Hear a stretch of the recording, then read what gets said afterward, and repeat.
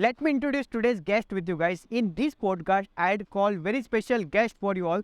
She belongs from Surat, Gujarat. उनका नाम है राजवी जान एंड वो गुजरात के फर्स्ट ट्रांसजेंडर एंटरप्रेन्योर वुमन है. एंड यस, उनका एक नमकीन का बिजनेस है. एंड बस लकीली उनके पास में मैं आज जाके पॉडकास्ट करने वाला हूँ. एंड उनका जो भी एक्सपीरियंस रहेगा आप लोगों के साथ शेयर करूँगा. ये जो पॉडकास्ट होने वाला है यहाँ पे मैं जो एक्स्ट्रा ऑर्डिनरी स्टोरीज है लोगों की वो मैं आप तक पहुंचाने वाला हूं. तो मेक श्योर अगर आपने मेरे चैनल को सब्सक्राइब नहीं किया तो अभी जाके पहले चैनल को सब्सक्राइब करो. और बिना वक्त गवाए ये पॉडकास्ट अभी हम स्टार्ट करते हैं. Let's start today's podcast and enjoy this episode. So Rajveer ji, how are you? काफ़ी प्लानिंग के बाद में आज ये पॉडकास्ट करने का मुझे मौका मिला है and I am really feeling very blessed कि आप मेरे पॉडकास्ट के अंदर आए हो. एंड एक छोटे से चैनल पे, मेरा एक छोटा सा चैनल है, उस पर इतने स्पेशल गेस्ट को बुलाना मेरे लिए एक ड्रीम से कोई मतलब बड़ी बात नहीं हो सकती है. सो आज मैं आपको ये पॉडकास्ट के अंदर कुछ चीज़ें पूछूंगा आपके लाइफ रिलेटेड, ये वो सब, और बहुत अच्छी कन्वर्जेशन भी होगी. सो मैं आपसे सबसे पहले एक चीज़ पूछना चाहता हूँ कि लोग आपको, मैंने आपको जब सर्च किया था, मेरे ऐसे स्क्रॉल करते हुए फेसबुक पे मैंने BBC इंडिया का इंटरव्यू देखा एंड सडनली मैंने बोला यार इस सूरत से है. एंड मैं मतलब जैसे मैंने देखा वैसे काफ़ी लोग आपको देखते और काफ़ी लोग आपको मिलने आ जाते हैं. ठीक है, तो मैं ही आपको ऐसे मिलने आया एंड मेरे को सडनली आइडिया है नहीं यार इनकी स्टोरीज एक एक्स्ट्रा ऑर्डिनरी स्टोरी है फ्रॉम अ ऑर्डिनरी लाइफ, ये लोगों तक शेयर करनी चाहिए. तो मैंने डिसाइड किया कि आपको अप्रोच करना ही है एंड बस आपको यहाँ बुलाना है. तो I am feeling very very very blessed ji. So आप गुजरात के फर्स्ट ट्रांसजेंडर वुमन एंटरप्रेन्योर हो. How are you feeling? Yeah I am feeling good. और मुझे बहुत अच्छा लगता है कि लाइक हमारे जैसे जो लोग हैं जो LGBT कम्युनिटी से बिलोंग करते हैं, और I am the first transgender entrepreneur इन गुजरात और बिजनेस वुमन भी हूँ फर्स्ट ट्रांसजेंडर. तो मुझे इतना अच्छा लगता है कि लाइक हाँ, सोसाइटी लाइक एक्सेप्टेंस है कि मुझे ऐसा लगता है कि हम में भी ऐसा कुछ है कि हम भी बिजनेस कर सकते हैं, जॉब कर सकते हैं. और काफ़ी सालों के स्ट्रगल के बाद, जैसे कोई भी चीज़ कहते हैं ना, उसको टाइम लगता है. Like I had struggle lot. मैंने 10 साल का स्ट्रगल के बाद मैंने ये अचीवमेंट मिला है मुझे कि मैं अभी नमकीन शॉप में और लाइक एक नॉन एंटरप्रेन्योर ट्रांसजेंडर एंटरप्रेन्योर में मैं सक्सेस हुई हूँ. ठीक है, तो उसके लिए मुझे बहुत अच्छा फील हो रहा है क्योंकि लोगों ने मुझे एक्सेप्ट किया है. और इतना अच्छा लगता है मुझे तब कि लाइक हाँ, एक्सेप्टेंस है. अगर हमारी सोच बदलने का ऐसे एक चाह है कि मैं लोगों की सोच बदल के रहूँगी पॉजिटिव वे से, तो अगर आप चाहो तो कोई भी चीज़ नामुमकिन नहीं है, सब कुछ चीज़ मुमकिन ही है. Everything is possible. जो ऐसा चाहते हैं कि भाई कुछ पॉसिबल नहीं है, उसके लिए मैं कहना चाहती हूँ एवरीथिंग इज़ पॉसिबल. अगर सिर्फ और सिर्फ आपको एक चाह होनी चाहिए कि मुझे ये मुकाम में पहुँचना है, और चाहे कुछ भी हो जाए, पत्थर आए, पहाड़ आए या कुछ भी हो जाए, मुझे ये कंप्लीट करना है, मुझे ये मुकाम पे पहुँचना है. तो everything is possible in the world. ये अब लगता है क्योंकि एवरीथिंग इज पॉसिबल, ये वर्ड जब हम काफ़ी बार सर्च करते हैं, इसके बहुत सारे कोट आते हैं, हम सोचते हैं कि कैसे like everything can, how can it be possible, right? So एक ट्रांसजेंडर ओके और वो भी वुमन एंटरप्रेन्योर, मतलब कहते हैं ना गुजरात के अंदर सबसे पहले तो वो अपने में ऐसा लगता है लोगों के क्या बोलते हैं ना कि लोगों के कमेंट्स नहीं चाहिए, इट्स इनफ फॉर अस. वो एक मोटिवेशन फैक्टर बन जाता लाइफ में आगे बढ़ने के.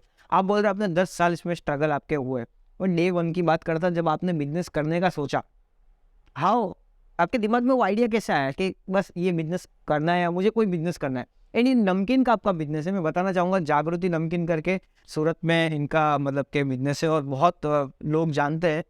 इवन देखो मैं भी सर्च करते करते आ गया यहाँ पे, तो सोचो कि काफ़ी लोग आते हैं यहाँ पे. मैं आपसे पूछना चाहता हूँ कि ये नमकीन का सेगमेंट क्यों चूज़ किया और यहाँ से कैसे स्टार्ट हुआ आपका? जी, सबसे पहली मैं डे 1 की बात करूँ तो मेरी पहचान, उसके लिए मैं लड़ी थी. मेरा स्ट्रगल मेरा है ना, मेरी पहचान के लिए था.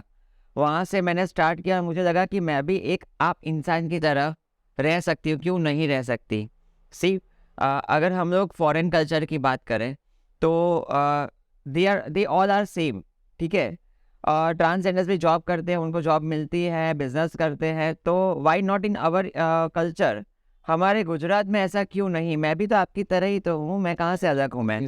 ठीक है, मेरी भी 2 आँखें हैं, 2 पैर हैं, थोड़ी सी बॉडी लैंग्वेज मेरी अलग है, थोड़ा चेहरा अलग है, या फिर मेरा आवाज़ शायद अलग हो सकता है. बट हूँ तो मैं इंसान ही, और हूँ तो मैं एक माँ के कोख से जन्मी हुई औलाद, ठीक है। लोगों ने ऐसा पार्ट पढ़ा है कि यार ये है, पर ऊपर वाला ने ऐसा कोई पार्ट नहीं रखा है कि आप ये हो। उन्होंने तो सब जो उनके बच्चे हैं उनको सेम पैदा किए हैं, सेम एक तरह से बनाया गया है ना। तो मैं ये सोचती हूँ कि मैं आपसे अलग नहीं हूँ। मुझे सबसे पहला ये क्वेश्चन था मेरे बचपन से कि क्यों लोग और क्यों माँ बाप या सोसाइटी अलग कर देती है, क्या हम गलत हैं, क्या हमारा जन्म लेना गलत है? नहीं, ये सब कहाँ से आया? तो ये सब आया ब्रिटिश से, ठीक है। जब अंग्रेज जब हमारे पे राज करने आए, तब ये जाके इन्होंने फाट फूट लगाई, ठीक है। Not only in our transgenders, but पूरी सब कौमों में भी फाट फूट लगा दी। उन्हें पूरे रजवाड़े जितने थे उन्होंने उसके अंदर उनको डिवाइड कर दिया, ठीक है। तो पहले तो हमारा तो जो है ट्रांसजेंडर्स का राम युग से हमारा वरदान है, यानी हम राम युग से है, ठीक है। तो अगर भगवान ने अगर हमें सेम दर्जा दिया है इक्वालिटी का, तो सोसाइटी को भी तो देना ही चाहिए। ये सब हुआ सिर्फ 200-300 साल पहले की बात है, डिवाइड करने के लिए, ठीक है। तो उनकी मानसिकता बदल गई, यानी लोग तो पहले एक्सेप्ट करते ही थे, हज़ारों साल पहले हम एक ही थे, ठीक है। तो ये सब डिवाइड आया तो फिर लोगों की सोच बदली, पर अभी जो जनरेशन है सब एक्सेप्ट करती है। और डे वन से मैं अभी बात करूँ तो I M success in my life. पर मेरे पास पहले ऐसा था कि पापा ने एक्सेप्ट नहीं किया था, पर इट्स ओके, ठीक है।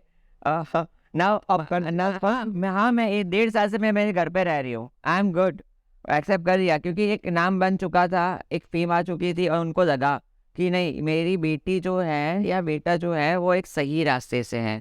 मुझे बचपन से लेके अभी तक, यानी जब तक मेरा स्ट्रगल था, तब तक जब से मैंने घर छोड़ा, तब तक मुझे पापा ने मुझे एक लड़के के भेस में, मुझे लड़के के कपड़े में रख के उन्होंने, मतलब आप एक बचपन के टाइम पे आप एक लड़का हुआ करते थे अपने माँ बाप के नज़रों में। यस, उनके नजर लड़का मीन्स लाइक वो सोसाइटी से घबराते हैं ना कि मेरे बेटा ऐसा पहले से पता था कि हाँ मेरा बच्चा ऐसा है। तो क्या होता है कि एक समाज की एक द्रोणा, एक नज़र की वजह से कि उनको ऐसा लगे कि भाई हाँ इसका बच्चा तो छक्का है, गुड़ है, ठीक है, उसका बच्चा तो ये है, ठीक है। बहुत सारी ऐसे उपनामों से पुकारते हैं, तो वही समाज के डर की वजह से, है ना, उन्होंने मुझे ऐसा छुपा के रखा, क्योंकि मैं मेरे माँ बाप की एक लौती संतान हूँ।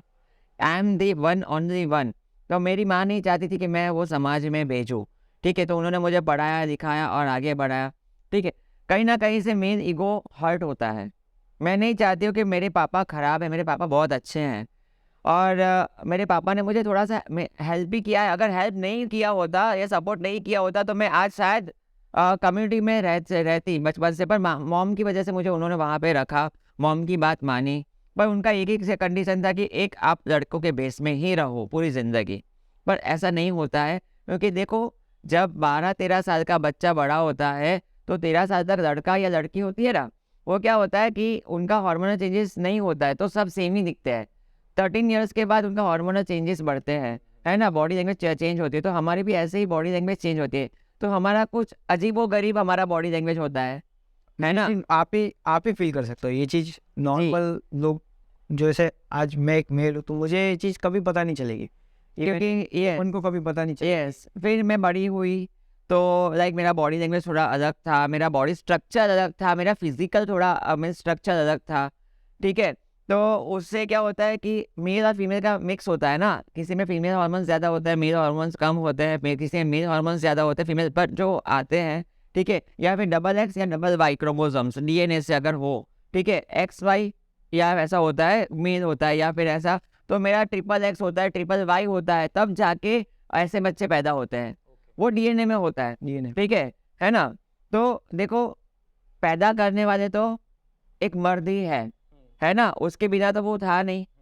तो मर्द एक उसका अपना ईगो छुपाने के लिए और अपनी बेइज्जती ना हो उसके लिए ऐसे हरकतें वो करते हैं, राइट। है ना, वो उसको दे देते हैं बच्चे को। पर नहीं, मेरे में ऐसा नहीं था, ठीक है। मॉम ने फिर मेरा ऐसा हुआ कि मैं अगर बाहर जाती थी कहीं पे, जैसे 17-18 साल की हुई तब मैं बाहर गई और बाहर जाती थी, तब मैं तो क्या होता था पता है कि लड़के के कपड़े तो पहन लिए पर मैं लड़का जैसी नहीं दिखती थी। तो लोग मेरे से चिढ़ाते, मीन्स बुलिंग होती थी मेरी, कहीं चाय पीने गई। ये बचपन से हो रहा है आपके साथ में, लाइक 12-13 साल के बाद से, या 17-18 साल के बाद से। तब उससे पहले आपको कोई ऐसे यानी हार्मोनल चेंजेस नहीं हुए थे ना तब, हरकतें थी, हाँ है ना, बट इट्स ओके, है ना।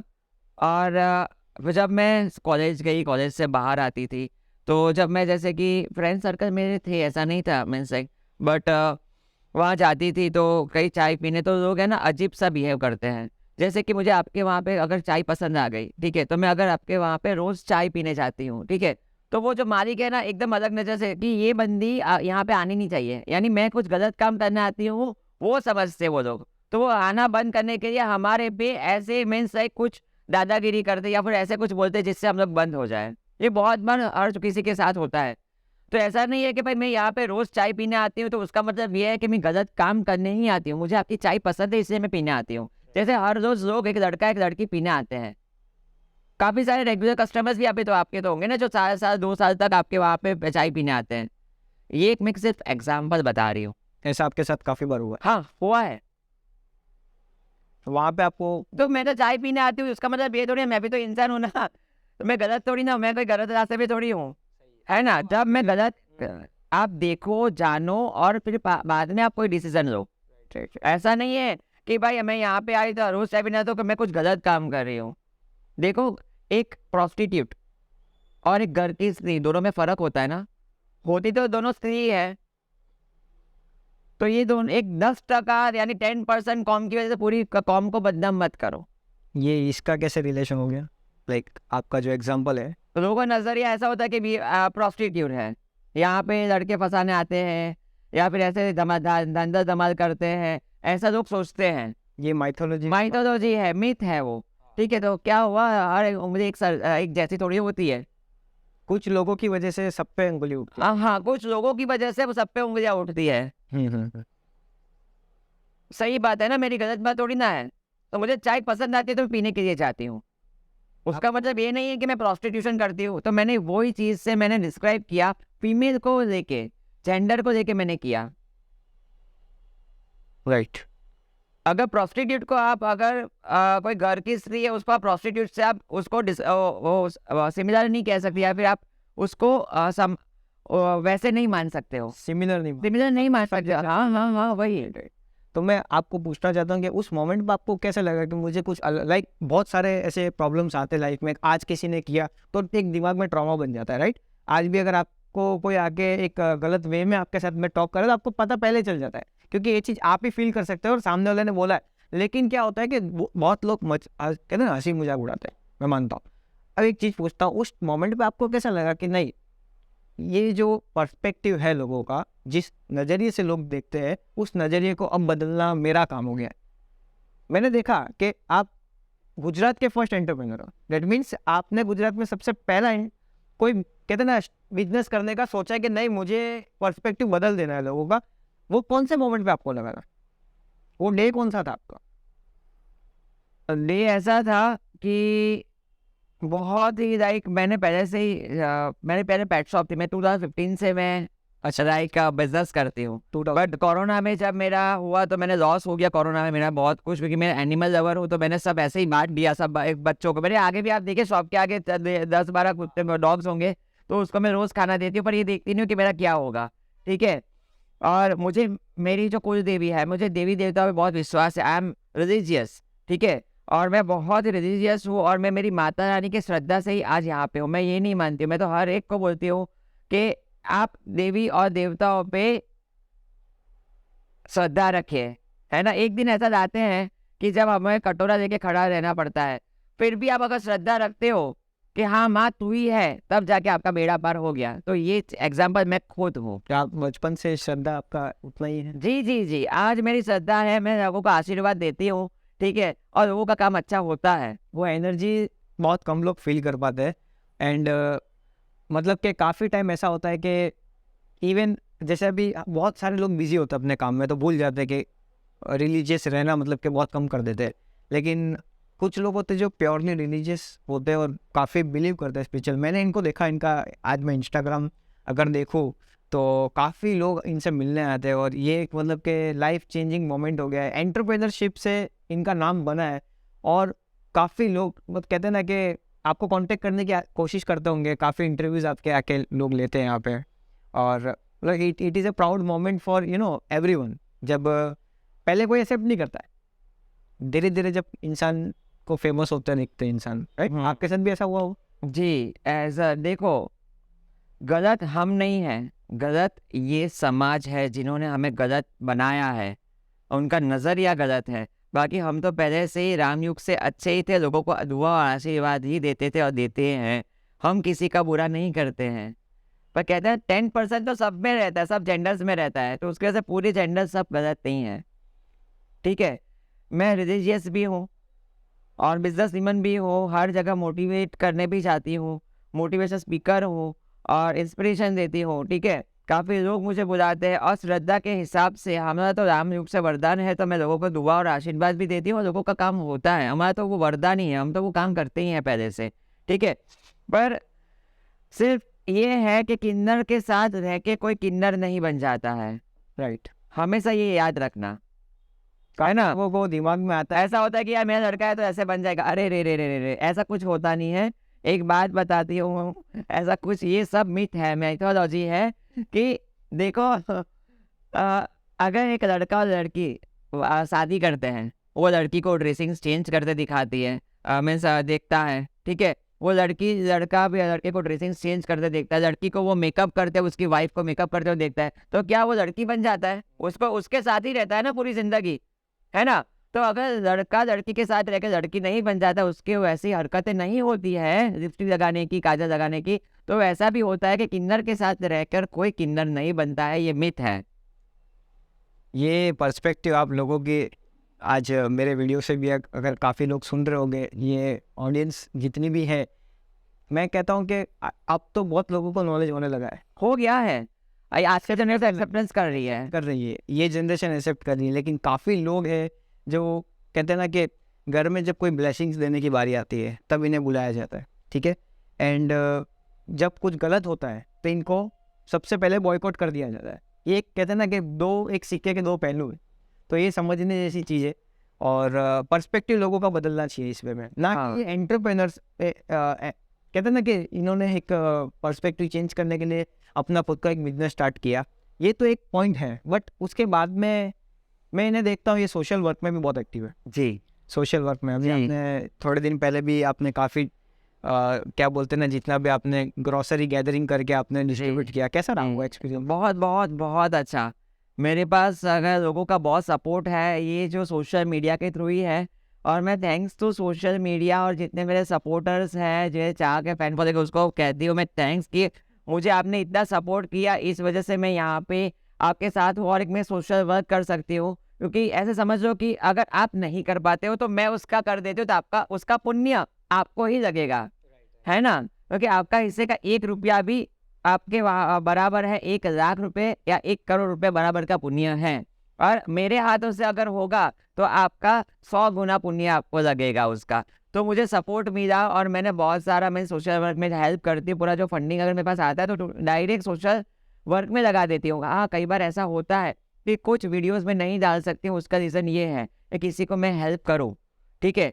तो किसी को लाइक अच्छा नहीं लगता है, जैसे कोई मिडिल क्लास फैमिली से हैं, उसको मैंने हेल्प करी है, कोई किसी को हेल्प चाहिए, मैंने हेल्प किया, वो वीडियो नहीं बना सकती, क्यों? क्योंकि उसका ईगो हर्ट हो जाता है। राइट, वो सामने वाले की प्राइवेसी की बात है कि उसको यार हमें दिखाते हैं मेरी ये मजबूरी है और ये मजबूरी को शो ऑफ करते, ऐसा नहीं होता है, तो कई बार वो नहीं कर पाती हूँ मैं।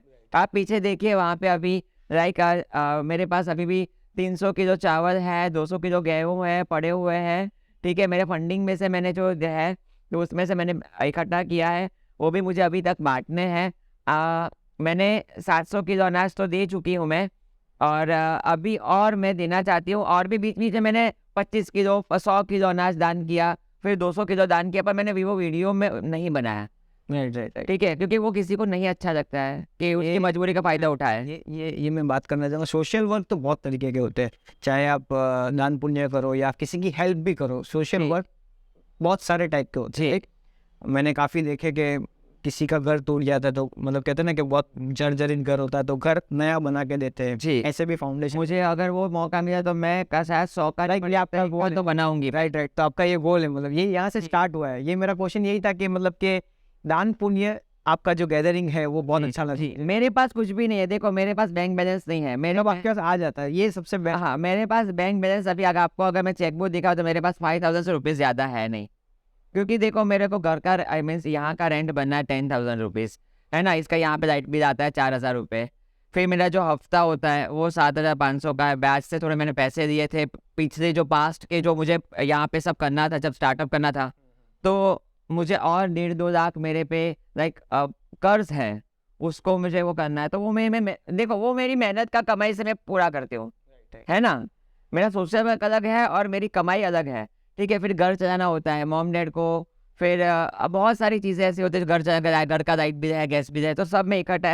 ऐसा नहीं होता है कि एक लड़का और लड़की ही सब करते हैं, एक ट्रांसजेंडर भी वो घर का और परिवार का सब कर सकता है। रिस्पॉन्सिबिलिटी गाइस, ये आप अगर आप सोचते हो कि रिस्पॉन्सिबिलिटी सिर्फ एक मेल के ऊपर है, काफ़ी बार हमें लगता है कि मेल के ऊपर ही सब पूरा घर चलाने की, ऐसा नहीं है। वुमन आज देखो तो बहुत आगे बढ़ गई है और सब जॉब कर रहे हैं और बहुत अच्छा मतलब कि अपने फैमिली को सपोर्ट करते हैं। और आज अगर आप ये देख रहे हो पॉडकास्ट तो आपको ये भी पता चल रहा है कि ट्रांसजेंडर भी इक्वली सपोर्ट करते हैं अपनी फैमिली को और उनकी भी एक नॉर्मल लाइफ है, आप उसे एक्सेप्ट करो। एंड ये बहुत मतलब कि ऐसा आपको अलग नहीं लगेंगे कि हाँ ये बहुत अलग होते हैं, ऐसा कुछ नहीं है। और दूसरी एक बात कि मैं तो ये कहना चाहूँगी, अगर आपके घर पे अगर कोई हैंडीकैप बच्चा पैदा होता है, जैसे कि गूंगा मीन्स दिव्यांग कहते हैं, है ना? दिव्यांग बच्चा अगर आपके घर पे पैदा होता है, तो आप कैसे उसका फ्यूचर प्लानिंग करते हो कि मेरे बाद इसका क्या होगा, ये होगा। तो अगर हमारा जैसा अगर औलाद पैदा होती है तो क्यों आप ऐसा सोचते नहीं हो, है ना? We are also special child, ठीक है? मैं खुद बोलती हूँ कि मैं खुद दिव्यांग हूँ, दिव्यांग में से हमारी कैटेगरी में है, ठीक है? तो हमें क्यों नहीं, हमें क्यों बॉयकॉट किया जाता है ना? तो समाज ऐसा ही है कि हम भी एक शक्कर, एक चीनी जैसी है, शुगर, उसके अंदर जैसे कि दूध के अंदर शुगर मिक्स होती है, वैसे हम लोग मिक्स होना चाहते हैं। तो we are also as normal as you people, ठीक है? हम भी कर सकते। तो अगर आपके घर वहाँ पे कोई जॉब के लिए आता है, बिजनेस के लिए करना चाहता है, तो प्लीज़ उसको हेल्प करिए। कोई रेंट के लिए मांग रहा है कि मुझे रेंट पे घर चाहिए, तो प्लीज़ उसको गलत मत समझिए। पहले उसको देखिए, जानिए और उसके बाद उसको रखिए। सही है, ये जैसे आपका नॉर्मल प्रोसीजर होता है वैसे ही आप उनके साथ भी ट्रीट करिए। अलग कुछ नया कुछ मतलब के कहते हैं ना कि उनके ऊपर प्रेशर मत करिए, क्योंकि सब कुछ अपना मतलब कहते हैं ना कि पहले के टाइम थोड़ा अलग हुआ करता था। अब के टाइम पे लोग चाहते हैं कि हम खुद आत्मनिर्भर हो जाए, राइट? खुद के दम पे खड़े होके और खुद पैसा कमा के एक एग्जाम्पल क्रिएट करना चाहते हैं। आज सपोज आपको देख के काफ़ी ट्रांसजेंडर आपसे मोटिवेट होते होंगे कि यार मुझे भी कुछ अपना खुद का बिजनेस स्टार्ट करना है। ये कहते हैं ना पुराने टाइम पे जो चीज़ एक सोर्स ऑफ इनकम के लिए लोग करा करते थे, आज वैसा मेरे ख्याल से आने वाले टाइम में सिनेरियो पूरा बदल जाएगा। लोग मतलब के अपने क्या बोलते हैं ना पर्सपेक्टिव को बदल के एक नए रास्ते पे जाएंगे और सोसाइटी के लिए एक एग्जाम्पल बनेंगे। Yes definitely. देखो मुझे पहले से ही ऐसा था कि मैं एक फैमिली के साथ रहूं, क्योंकि मैं एक माँ बाप की एक अलग औलाद कोई रहना नहीं चाहता है। हाँ, मैं औलाद एक ही थी। तो देखो मेरे जैसे पीपल जो अगर अच्छे घर से बिलोंग करते हैं, है ना? तो वो सर्वाइव नहीं कर पाते, तो वो लोग है ना सुसाइड कर देते हैं। हमारे में सुसाइड रिस्क बहुत ज़्यादा है, बिकॉज स्ट्रेस लेवल बढ़ जाता है, ना फैमिली से सपोर्ट होता है, ना सोसाइटी से सपोर्ट होता है, गंदी नज़र से देखते हैं, तो उसके पास नेगेटिव वे ही होता है एक तो, है ना? तो वो मुझे बंधारण तोड़ना था, इस वजह से मैंने ये जो कहते हैं ना ये स्टेप लिया ये जर्नी और ये जर्नी इसीलिए की क्योंकि कहीं ना कहीं किसी न किसी को क्रांति लानी थी। जैसे गांधी जी अगर क्रांति नहीं लाए होते तो देश आज़ाद नहीं हुआ होता। तो मैं 10 साल के बाद का मैं सोचती हूँ कि 10 साल के बाद, है ना, मेरे जैसे जो है, जैसे मैंने किया है, तो लोग सोचेंगे यार अगर ये कर सकते मैं क्यों नहीं कर सकती। तो कोई ना कोई मेरी जैसी एक दूसरी होगी, फिर तीसरी होगी, 10वीं होगी, तो वैसे सोसाइटी एक्सेप्ट कर, जैसे मुझे सोसाइटी एक्सेप्ट कर लिया। I am happy to like say कि मुझे सोसाइटी में एक्सेप्ट किया है, लोगों ने एक्सेप्ट किया है। और thanks to all over Gujarat people, India people, जिन्होंने मुझे इतना सारा प्यार दिया है। और प्लीज़ प्यार देते रहिए और मैं आशीर्वाद आपको देते रहूँगी। मैं बोलता हूँ कि जो भी वीडियो देख रहे हो, इस वीडियो के थ्रू आप इन्हें ज़्यादा से ज़्यादा इस वीडियो को शेयर करो। इनकी स्टोरी जो है, ये जो एक्स्ट्रा ऑर्डिनरी स्टोरी है जो मैं अपने पॉडकास्ट के थ्रू लोगों तक पहुंचाना चाहता हूं, ये डेफिनेटली आप शेयर करो और ज़्यादा से ज़्यादा इन्हें सपोर्ट करो। एंड ना कि इन्हें, लेकिन जो भी आपको आपके आसपास में ऐसा कोई दिखे कि एक डिफरेंट पर्सनालिटी है या आपको ऐसा लगे कि ये डिफरेंट है समाज से, आप उन्हें सपोर्ट करिए। एंड मैं डेफिनेटली बोलता हूँ ये लोग कोई गलत नहीं होते हैं। और हाँ, मेरी शॉप पे एक बार ज़रूर विज़िट करिएगा, जिससे मुझे सपोर्ट मिले और मेरा घर का गुजरान चले और मैं ज़्यादा मुझे हिम्मत मिले और मैं खुद भी मोटिवेट आपसे ही होती है, सोसाइटी से ही होती हूँ। मेरे को तो प्लीज़ विज़िट करिएगा। सूरत से हो, डिस्क्रिप्शन में आपको एड्रेस जरूर मिलेगा, डू विजिट। आपको बहुत मतलब कि अच्छा लगेगा, वो दिन आपको याद रहेगा पूरे लाइफ में कि हाँ यहाँ पे कोई आया था और आपने यहाँ से आके थोड़ी शॉपिंग करी, इनके साथ बात करी है, आपको बहुत अच्छा मतलब कि एक माहौल मिलेगा। एंड डेफिनेटली ये आज कहते हैं ना, ये जो स्टोरी है ये बहुत ही मतलब स्पेशल है। एंड स्पेशल है तो बहुत ज़्यादा लोगों तक मतलब स्पेशल तो इसलिए भी है क्योंकि गवर्नमेंट ने भी हमें तो रिजर्व सीट्स दे दी है। यस यस यस, ठीक है। ऐसे देखा जाए ना तो काफ़ी लंबी बातें हैं जो अगर मैं एलजीबीटीक्यू कम्युनिटी पे करूँ तो अगर आप हमारा एक सेकंड पॉडकास्ट चाहते हो तो यस कमेंट करके बताइए। यस डेफिनेटली अगर आपको सेकंड राउंड या सेकंड पोस्टकार्ड चाहिए हमारे दोनों के साथ, मुझे और लाइक अभिषेक रंकावत के साथ, तो डेफिनेटली हमें कमेंट करिए, तो हम नई बातें और नई एडवाइजेस और भी आपके जो भी डाउट्स है, आपके मीट्स है, आप कमेंट सेक्शन में लिखिए आपके जो भी है। हाँ। वी विल ट्राई कि आपको कैसे मतलब कि उसकी सारी इन्फॉर्मेशन पहुंचाए। Thank you Rajvi ji, thank you मेरे चैनल पे आने के लिए। जय माता दी, जय हिंद, जय Bharat. Thank you so much.